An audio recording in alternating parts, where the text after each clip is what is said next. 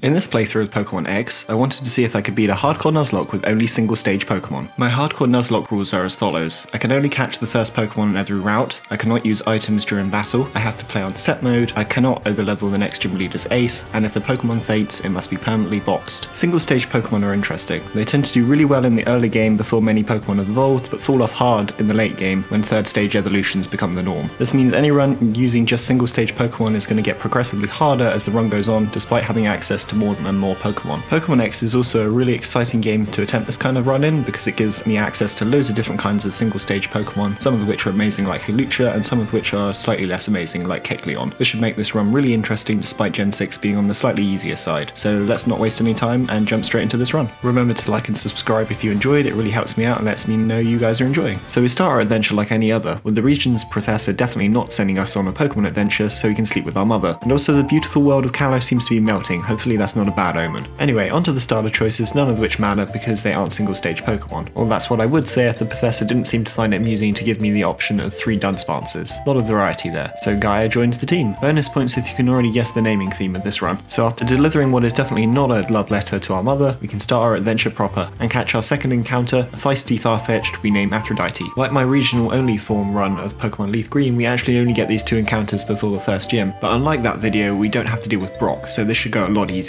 Instead, we get to deal with Viola and her bug types, who unsurprisingly is not a problem. Aphrodite is easily able to deal with Viola's Surskit with 1 Aerial Ace, and then bring down Viola's last Pokemon, Vivian, with only 2 more Aerial Aces while only taking a weak infestation. Easy first gym badge. Now we have an extremely long trek before we reach the second gym, but the game does give us the opportunity to teach a certain professor a lesson about trying to hook up with our mother. Luckily he's very easy to track down because his assistants lead us right to him as soon as we enter Lumiose City. We walk right up to the man himself and he actually tries to fight us off before we can confront him. He's kind of a pushover though, so he resorts to the only option he has left, bribery. For some reason he doesn't seem to have his normal selection of Kanto starters, which is a bit strange. It doesn't really matter because it's not like I'd accept them on this run anyway, but maybe he's drunk? He is French. Anyway, after giving the professor a stern talking to about his intentions, we're able to carry on and start filling out our team. We captured Plusle on Route 5 just outside Lumiose City, who we name Athena, and Plusle, while very frail, is a Pokemon I really like, so I'm happy to add her to the team. We then catch a Kecleon we name Atlas, and now I'd love to say I like Kecleon as much as I love Plusle, and that he's going to be a long-standing pivotal member of our team, but alas, Atlas kind of sucks. We then get to watch a fireworks show during the day, which is a strange choice, but that's kind of overshadowed by the clearly romantic tension that's happening in this scene. Like, I'm not the only one getting those vibes, right? With the professor blatantly trying to sleep with our mother, and now one of our rivals trying to seduce us with romantic daytime fireworks shows, this game really needs to take a cold shower. Anyway, moving on from that, on Route 7 we catch Illumise, who we name Nyx, and I feel Illumise gets kind of a bad rap unfairly. Like, you'd rather have a Salamence, but at least Nyx has a decent enough supportive move pool to be somewhat useful, unlike Atlas. Next we get the opportunity to catch Zangoose or Seviper on the next route, and I'm kind of hoping for Seviper because I don't get access to many poison types during this run. However, the Zangoose squad that rolls up clearly has other ideas because they brutalize the Seviper in a very one-sided confrontation before I can catch him, so I settle on catching Zangoose instead. Welcome to the team, Aries. After a brief confrontation with some Team Flare goons, I'm able to grab an old Ember in Glittering Caves, which gives me one of the best encounters in this run, Zeus the Aerodactyl. I then quickly remember I can actually catch something in Glittering Caves as well, so after running all the way back I'm able to find a Mawile I name Artemis. Mawile is very mid, especially without Intimidate, but at least its typing makes it slightly useful. With our team now filled out, we're able to finally tackle the second gym. Now Grant can be decently challenging, especially without any water or grass types, so let's see how this goes. I start with Aries and Grant starts with Aurora. Aries is able to nearly get the one shot with the Rock Smash, but misses the KO, meaning Aurora is able to paralyze with Thunder Wave. Grant is then able to 3D heal as we get fully paralyzed, and then on the next turn hit us with a really hard takedown that might have KO'd if it crit. Luckily Aries then scores a crit himself, meaning he's able to take down Aurora without any more trouble. Aries learns Revenge as Truant comes in, and I'm tempted to go for it, but I'm a bit low on HP, so I decide to play it safe and switch into Gaia, where I'm hoping won't take too much damage on the switch. Luckily Gaia takes a bite like it's nothing and then is able to land a Yawn while taking a second bite. My plan is to lower Tyrant's attack with Charms from Nyx while he's asleep, but I'm worried a bite would do a lot on the switch, so first I switch into Artemis, who is easily able to take a bite, before switching into Nyx, who is easily able to get our 3 charms with no issues. I then lock Tyrant into Rock Tomb with Encore, before switching back into Artemis, who proceeds to very slowly nibble Tyrant to death with bites, winning us the second gym badge. I might have been playing overly cautious there, but it worked out. Continuing onward to Route 10, we can find our next encounter, and I'm really hoping for Hulucha here because they're really good and this is the only route I can catch one on. Unfortunately though, Fate said no and we catch an Emolga. Now Emolga is useful as Encore support, but I already have 2 of those in Athena and Nyx, so I'm not entirely thrilled about Persephone, to be honest. What I'm even less thrilled about is what happens next. I get ambushed by the next gym leader who has 2 Lucarios who both know Power Up Punch and Swords Dance, so I'm going to be honest, I'm not prepared for this fight at all. I don't even get a chance to switch around my team, so I start off with Ares while Corona starts off with Lucario. I decide it's worth trying to lock Lucario down with Encore, so I switch into Athena. Luckily Lucario goes to the Metal Sound, so I'm safely able to lock it into a completely useless move with Encore on the next turn. I'm then able to switch into Ares, who after landing 2 Revenges is able to get the KO. Of course Lucario is able to get off the sneaky crit, but that could have been a lot worse. Unfortunately the second Lucario does not go down as easy. I switch into Athena again, hoping to get lucky with locking Lucario into status moves, but on the switch Lucario instead goes the Power Up Punch. This is bad. I don't want to lock Lucario into Power Up Punch at the risk of my entire team being swept. Unfortunately my brain switches off and I go for Encore anyway, meaning Athena is brought really low and now I'm facing a +2 attack Lucario with no real answer. I decide to switch into Zeus, who I'm hoping will be able to take at least a couple of hits. Lucario goes for another Power Up Punch that leaves Zeus just above half, but another attack boost means a second Power Up Punch will probably get the KO here. I decide I have to take a risk here for some damage and go through a very weak bite. I actually get lucky and get the flinch, meaning Zeus gets to live, but then I immediately realise I've made another serious misplay because Lucario has Steadfast. This means that the flinch has just given this +3 attack monster a speed boost. I decide there's nothing on my team that can really survive a hit from this thing at this point, so as Encore ends I decide I might as well try to survive and get off some more damage with Zeus. For some reason Lucario throws and goes to the Metal Sound instead of getting the KO here. I decide if Lucario doesn't want to take down Zeus I might as well keep risking bites, and for some reason Lucario throws again and goes to Feint instead of Power Up Punch. Can somebody explain why the AI isn't getting KOs here? Like, my entire team could be swept here, but for some strange reason Lucario is just refusing to do it. Luckily my bites have started adding up and Lucario is now below half. I decide if the AI is going to keep throwing like this I might as well try and get through this deathless, so I switch into Artemis, who tanks a Power Up Punch really well on the switch. Now Lucario is at a +4, so there's no way I don't get swept here, right? Well, on the next turn Lucario refuses to punish my bad plays and goes to the Metal Sound, meaning I'm able to get off the bite freely. I then decide because this Lucario keeps going for Metal Sound I might be able to lock it into Metal Sound with Encore with Nyx, so I switch in and take a lot from a Feint attack. On the next turn luckily Nyx survives the second Feint attack, meaning I'm able to lock it out of Power Up Punches. This means it's safe-ish to bring Ares in, who risks 2 crits on the switch and then on the following turn, but is able to survive and land a Revenge through the KO. That was the stupidest fight ever. I might have made some massive misplays, but the game just refused to punish me for them, and I have no idea why. Never punished. I suppose I shouldn't question it. Somehow attempt 1 survives, meaning we can carry on up to get our next encounter, a Swak we name Kronos. I've never really used a Swak before, but Kronos should be pretty viable as a fighting type that we can add to our team immediately. Unfortunately I wasn't done making misplays after the surprise gym leader fight, and this time it does cost me a member of my team. I accidentally walk in front of Brains and Brawn, Frank and Sly, and I decide I can leave Ares in against Frank's Machoke, as I'll be able to knock it out before it can hit back with anything scary. Unfortunately though, I misclick, and while Athena is able to bring the Machoke to half HP, I accidentally click Revenge instead of Slash with Ares. This means I have the lowered priority and Machoke is able to go before Ares, and unfortunately the AI decides to finally punish my misplays, and a crit low kick is enough to bring Ares down. Rest in peace Ares, you will hopefully be my wake up call that I really should stop making misplays at this point. We catch one more encounter before the next gym, a Carbink I named Hades. Hades should be fairly decent as a wall with its Theory typing, so I'm excited to see how it performs. We do have one more thing to do before the third gym, a rival fight to see which of us gets to use Mega Evolution. Now I'm not planning to use Mega Evolution anyway, so I feel slightly bad for denying my rival for no reason, but it is a tiny bit funny. And luckily this fight is a stomp, so we can move straight on to the third gym. The second fight with Corona is a lot more straightforward than the first, probably because I'm actually prepared. We start off with Persephone, who after being flinched to return by Fake Out from the Minfo, is able to outspeed and one-shot with acrobatics. Good start. Second is Machoke, and despite getting mild PTSD, I'm not super scared of this muscle-bound idiot. I decide my best bet is to KO the Zeus, but I don't really want him to take a rock throw, so I pivot through Artemis, who is able to eat the damage before then sending in Zeus, who takes a weak power-up punch on the switch. I'm then able to outspeed and one-shot with an aerial ace on the following turn. Corona is down to our last Pokemon, Hulucha. Now Hulucha is really good, but she can't really touch Zeus, so I stay in, get off a really strong aerial ace before easily tanking a flying press. Corona then heals, but this just delays the inevitable as 2 more aerial aces are enough for the win. Third gym down.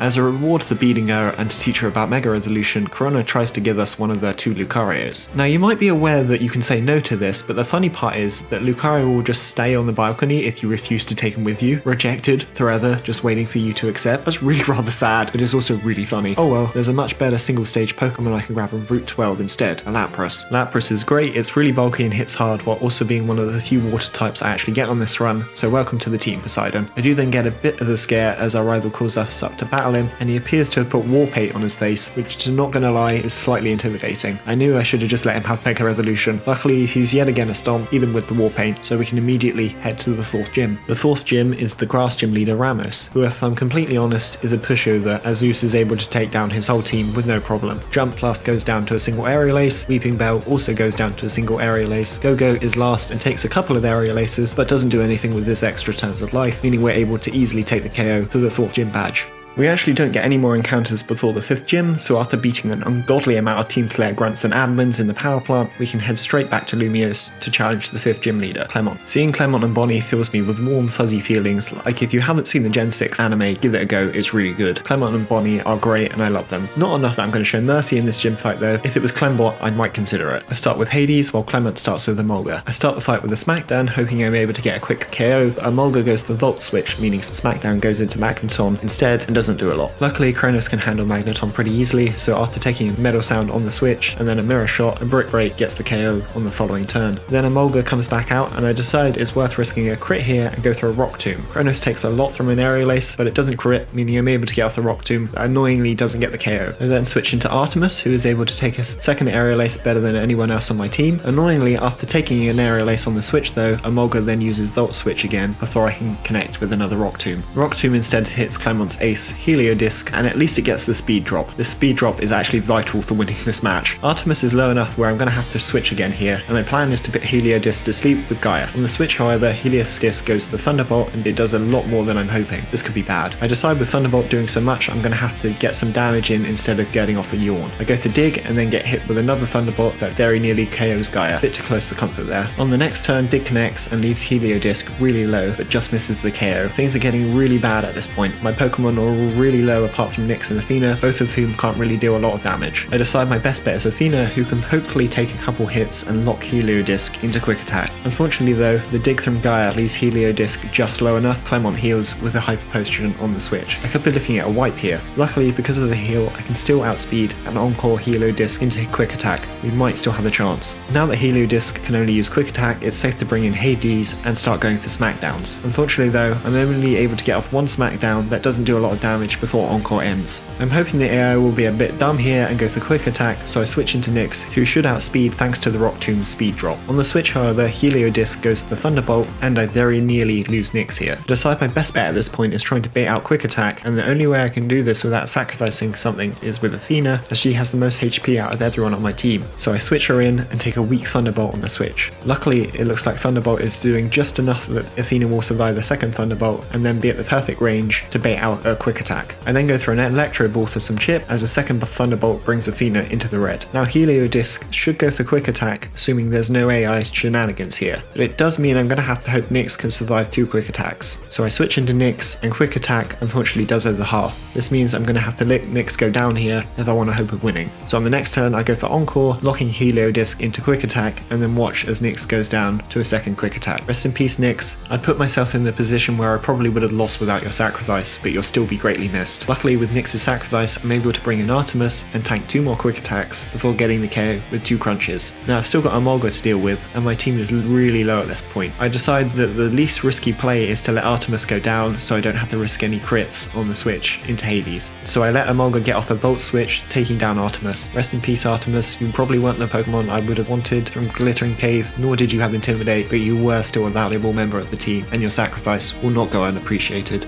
With Artemis's sacrifice I'm able to bring out Hades and get the KO with a single Smackdown. To add salt into the open wound of losing 2 Pokemon, Emolga goes for Aerial Ace instead of Volt Switch on the last turn for some reason, meaning Artemis's sacrifice probably wasn't necessary. Oh well, we got our 5th gym badge, but I'll be honest, that fight could probably have gone a little bit better. The pacing of this game is all over the place, so after watching a totally not villain speech from the totally not villain Lysander, we're able to challenge the 6th gym leader, Thileri. So I start the fight with Kronos, and Thileri starts off with Mawile. Mawile only has dark type moves, so Kronos is easily able to KO with 2 brick breaks after tanking a very weak crunch. Second is Mr. Mime, who Zeus can easily take out with a crunch. I do want to bring him in safely however, so first I switch into Persephone, who encores the creepy Mime into Reflect before setting up my own light screen. I'm then safe to go in for a Volt switch and bring Zeus in, who takes the KO after 2 crunches. Last is Sylveon, so I decide I want to get Persephone back in as my light screen goes down, so on the switch I take a weak Dazzling Gleam as light screen runs out. Luckily on the next turn I'm able to outspeed and set up a second light screen as Sylveon wastes a turn going for Charm. This is perfect because I can now lock Sylveon into Charm with Encore before Volt switching into Gaia. Gaia comes in and takes a couple charms before landing a Yawn. I then switch into Aphrodite, who takes a fairly strong Dazzling Gleam considering light screen is still up. Annoyingly, light screen then ends, and even more annoyingly, Poison Jam doesn't do as much as I'm hoping for here, and Sylveon's Q Charm activates, meaning that the chances of me KOing before Sylveon wakes up just got extremely unlikely. I then misclick on the next turn and try to use Swords Dance, which with my Ducky being in love is fairly pointless. Luckily Sylveon stays asleep, and then I realise I need to get light screen back up or I'm going to be in trouble, so I switch back into Persephone. Much to my amazement, Sylveon stays asleep on the switch, meaning I'm freely able to set up another light screen as Sylveon wakes up and gets off the second weak Dazzling Gleam that is almost completely healed with a Citrus Berry. I then decide I need to maximise my turns of light screen, so I immediately Volt switch back into Aphrodite. I actually get there unlucky here with a crit, as Volt switch crits and puts Sylveon into range of healing instead of being KO'd by Poison Jab like I was hoping. Aphrodite also takes a worrying amount of damage on the switch, but luckily this is slightly mitigated by a Citrus Berry. I then get even more lucky but unlucky because as Sylveon heals, Poison Jab gets the poison, meaning I'm no longer able to safely put Sylveon to sleep if needed. On the next turn, a second Poison Jab just misses the KO,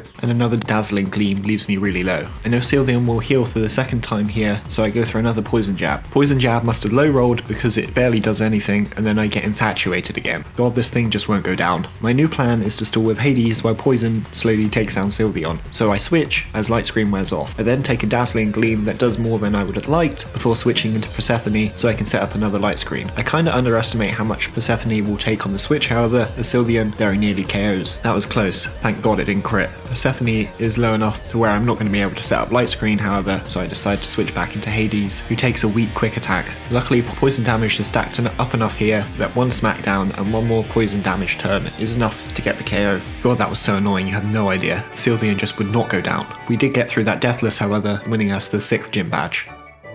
We get 3 very good encounters before the next gym, a cleft key on Route 15 we name Hephaestus. Hephaestus is a really good wall with steel and fairy typing and is a good replacement for another steel and fairy type I might have needlessly sacrificed earlier on or in the run. While looking through our second encounter we do run into a slight issue. You'd think after losing Ares to a random double battle I'd be slightly more cautious about them, but again I'm rushing, so I don't see the danger Pangera and Garbodor pose before it's too late. Athena gets off a strong Thunderbolt before both enemy Pokemon double up into her, taking her down. Rest in peace, Athena, you were too good for this world. Luckily, my next encounter is the electric Pokemon Rotom, but I'd be lying if I said this loss didn't sting. After playing around with dates and searching many bins, we finally find and catch Rotom, who we name Prometheus. Our last encounter before the next gym is a Cryogonal, who takes forever to find in Frost Cavern. I've never used a Cryogonal before, but with its insane special defense stat, I'm sure he'd be useful against all the dragon types coming up. Welcome to the team, Cerberus. Before we can challenge the next gym, however, our rival does want to battle again, and he's still wearing his war paint, so I assume he still means business. He really doesn't put his money where his mouth is though, because he proves to be a pushover for the 800th time. Like at this point I feel like I'm doing the how many times do I have to teach you this lesson old man meme. Anyway, on to the 7th gym, Olympia. Now Olympia is one of the more forgettable gym leaders in this game, so let's see how this goes. I start with Cerberus, while Olympia starts off with Sigalith. Cerberus gets lucky with a 3s on their first Ice Beam, so I'm 3 to get off second Ice Beam for an easy first KO. Good start. Second is Slowking, so I set up a light screen before switching into Zeus. Zeus gets hit with a Yawn annoyingly, meaning I decide to switch into Gaia to hit my own Yawn. I then switch back into Zeus as Slowking falls asleep before getting the KO with a couple crunches. Last is Meowstic, who goes down to 2 crunches after a fake out. That was stupidly easy. I can't even tell you who was meant to be the ace in that fight, but oh well. 7th gym down, 1 more to go.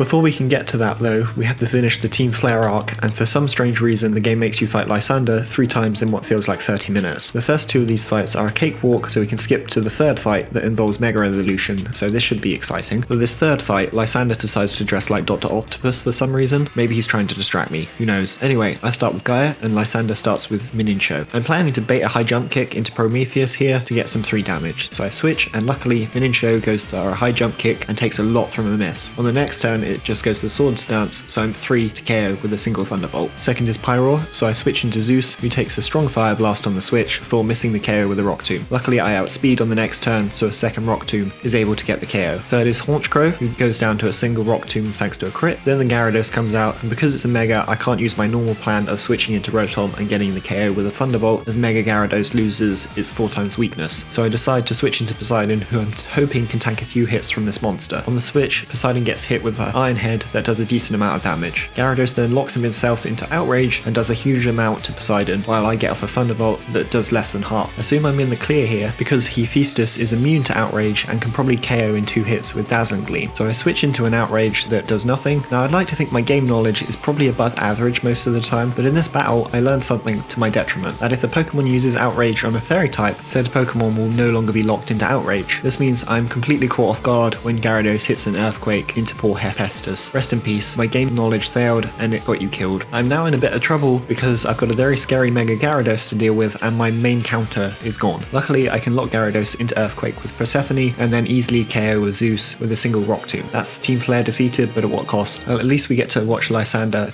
Well, I can't say the word, but I don't think he's walking out of there anytime soon. Next we get our last encounter of the run, a Durant we name Ree on Route 18. Ree with their Steel and Bug typing should be an excellent physical wall, and I seem to be losing all my Steel types, so catching a Durant here is very good timing. That is 8th gym time, and you might be thinking, the 8th gym leader Warwick, the gym leader that has 3 very underwhelming Pokemon, this fight must be a pushover. Well, if you think that, you're so wrong. You see, you might think that Abomasnow goes down to a single Overheat, Avalugg also goes down to a single Overheat, and then Kronos takes Cryogonal down with a single Brick Break. That's just what Sycamore wants you to think. Don't let that dirty pervert get away with his lives. Make sure you like this video and subscribe to stop Sycamore and his spread of misinformation. Here we've got all 8 gym badges, and after getting through Victory Road with no issues and defeating our rival one last time, we're ready for the Elite Four and Champion. So let's see who we're bringing. Prometheus, the Rotom, Zeus the Aerodactyl, Cerberus the Cryogonal, Rhea the Durant, Poseidon the Lapras, and Persephone the Emolga. First up in the Elite Four is Malvar, the Fire-type trainer, who is definitely not a member of Team Flare. We start with Zeus, and Malvar starts with Pyroar. We can outspeed immediately and get a one-shot with a Rock Slide for an easy KO. Second is Torkoal, and Torkoal is defensive enough to survive the Rock Slide, so I switch into Ree, who I'm hoping will bait an Earthquake. On the turn I switch, Torkoal goes for a Curse, meaning I was probably safe to get off the Rock Slide. Oh well. I then switch into Emolga, expecting Earthquake. I guess my brain turned off because there's no way Torkoal will go for an Earthquake, but Flame Wheel is 4 times effective, instead of Earthquake, which is only 2 times. I completely forget that Durant takes 4 times damage from Fire types, and it nearly cost me Persephone as Torkoal crits on the switch, getting Persephone down to 11 HP. I then do what I should have done from the start and switch into Poseidon, who is easily able to KO with the Surf, and then able to take down Marvel's last Pokemon Talonflame with a single Rock Slide from Zeus. Easy win there despite a major misplay.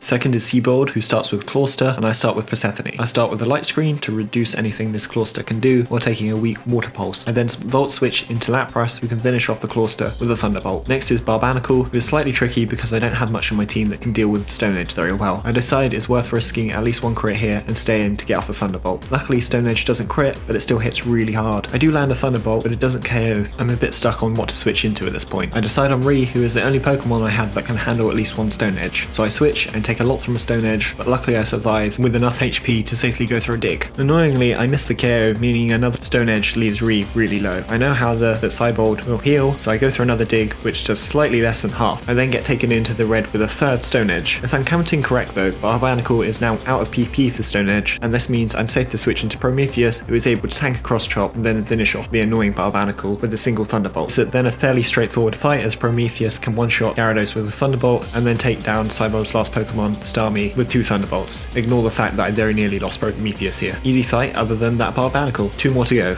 Next up is the Steel-type trainer Whiscorn, who is the easiest member of this Elite Four. His first Pokemon, Klefki, goes down to a single Overheat from Prometheus. Second is Probopass, who goes down to 2 Surfs from Poseidon. Third is Aegislash, who goes down to a single Overheat. And last is Sizzle, who suffers the same fate. Nice and easy.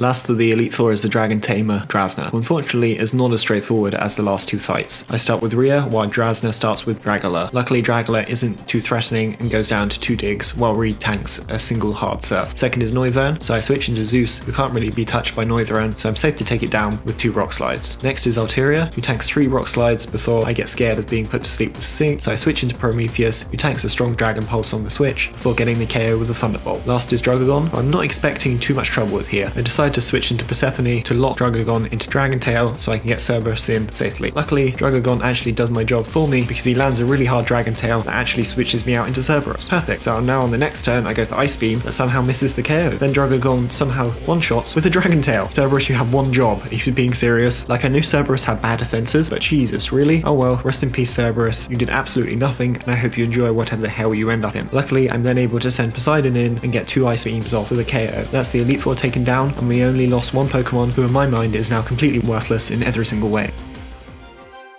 It's champion time. It's all been leading up to this. Can my 5 remaining single stage Pokemon take down the champion of Kalos, Diantha? Let's find out. First up for Diantha is Hawlucha, while I send out Zeus. Hawlucha is pretty threatening, but luckily Zeus can outspeed and one-shot with a fly. Second is Tyrantum, and I was planning to take this thing out with Cerberus. Obviously that's no longer an option, so I decide to into Rhea. On the switch, Rhea gets hit insanely hard by a head smash, but luckily a berry heals some of the damage back. I then go through an Iron Head that just misses the KO by what looks like less than 10 HP. By some divine intervention, I do get the flinch however. On the next turn, Diantha heals, which means I'm 3 to get 2 more Iron Heads off and get the KO. Third is Goodra, and again without Cerberus this is slightly more awkward. I knew Goodra is going to go for Fire Blast, so I switch into Prometheus, who tanks it really well. I then set up a Light Screen while taking a weak Muddy Water. With Light Screen up, I'm safe to switch into Poseidon. Of course, the first of Goodra's Focus Blast crits, but luckily the second misses, meaning Poseidon is able to KO with 2 Ice Beams. Fourth is Aurorus, who honestly is the least threatening of Diantha's Pokemon, so I stay in with Poseidon, get off 2 Surfs for the KO, as Aurora just sets up Reflect. Second to last is Gourgeist, who is easily countered by Zeus, so I switch and get off a weak crunch that drops Gourgeist defense. I really don't want Zeus to take a Phantom Force from this thing, so I switch into Persephone, who eats the damage. I then get off a Roost before setting up a Light Screen while taking a strong Phantom Force. I then Volt Switch into Prometheus, who is able to set up Reflect before getting the KO with a single Overheat. Last is Mega Gardevoir, and this thing would be scary, but with Zeus I can easily KO. It does mean I have to sack Prometheus here to bring Zeus in safely, which is a shame because they've been so useful in this run, but it's the end of the game, so it's a necessary sacrifice. I stay in and get off a weak Thunderbolt before Prometheus takes 2 Psychics and goes down. Rest in peace Prometheus, your sacrifice will win us this champion fight. With Prometheus down, I'm 3 to send in Zeus, who outspeeds and KOs with a single Iron Head, winning us the run. That was a really fun run. X and Y aren't usually the hardest games in the world, but using single stage Pokemon meant I really had to keep my wits about me, especially in the second half. I also got to use a lot of Pokemon I've never really used before, with interesting results. I've learnt Durant is great, and Cryogonal maybe slightly less so. I hope if you made it this far you enjoyed, and if you have any suggestions for future runs, please let me know. Don't forget to like the video and to let me know you enjoyed, and subscribe for more runs in the future. See you all next time. Bye bye!